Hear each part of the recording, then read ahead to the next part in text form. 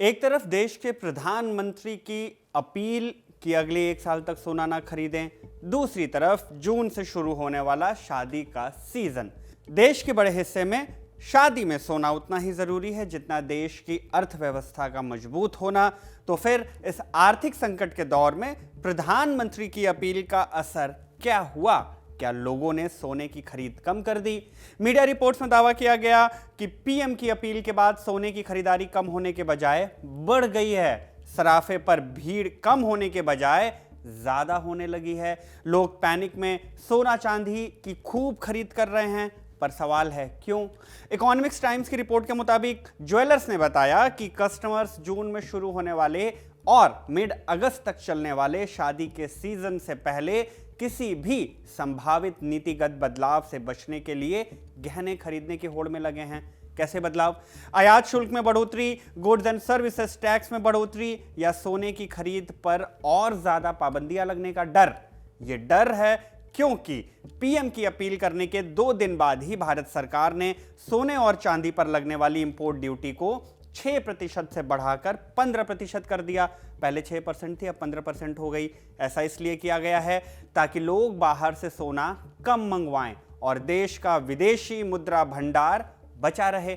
ऐसा करने के पीछे कारण भी हैं। क्या है? इकोनॉमिक्स टाइम्स की रिपोर्ट के मुताबिक अव्वल तो ईरान युद्ध का असर है, जहां तनाव की वजह से भारत की अर्थव्यवस्था पर दबाव बढ़ रहा है, क्योंकि भारत एक नेट इंपोर्ट वाला देश है। हम चाहे कितनी भी डींगे हाँक लें, हम बहुत कम एक्सपोर्ट करते हैं और लगभग सारे क्रिटिकल सेक्टर्स में इंपोर्ट पर ही निर्भर हैं। मसलन energy, emerging technology, cutting edge weaponry वगैरह वगैरह।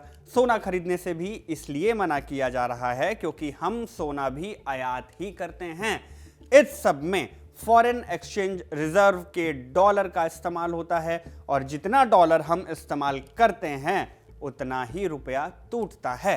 वैसे ईरान वॉर या सोने की खरीद महज एक छोटू सा कारण है रुपए के इतने शीघ्र हो रहे पतन का।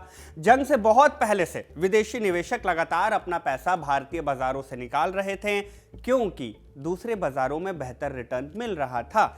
इतना ही नहीं, मोटी जेब वाले भारतीय निवेशक भी अपना पैसा यहां से निकालकर दूसरे बाजारों में लगा रहे थे। सरकार ने जब इसे काबू करने की कोशिश की तो मामला बैकफायर कर गया। अब यह ओपन सीक्रेट है कि बीते सालों में आरबीआई ने हर हफ्ते करोड़ों डॉलर खर्च किए हैं सिर्फ और सिर्फ रुपए का गिरता मूल्य संभालने के लिए।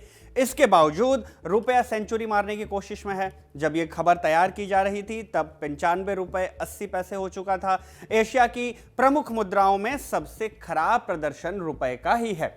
और इसके अलावा एक और कारण है, बढ़ता हुआ खर्च। भारत में पिछले 10 सालों में सोने चांदी पर होने वाला खर्च 3,40,000 करोड़ से बढ़कर 8,05,000 करोड़ रुपए तक पहुंच चुका है, जो कि एक रिकॉर्ड स्तर है।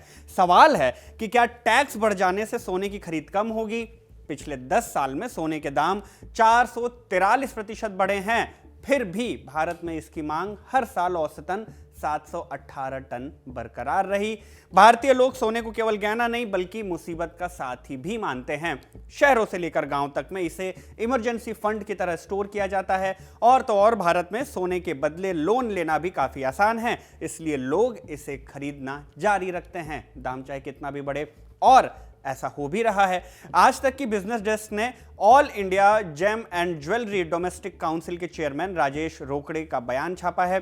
बकौल राजेश, पीएम मोदी की अपील करते ही 2 दिनों में शादी के गहनों की बिक्री एवरेज डेली सेल के मुकाबले 15 से 20% तक बढ़ गई है।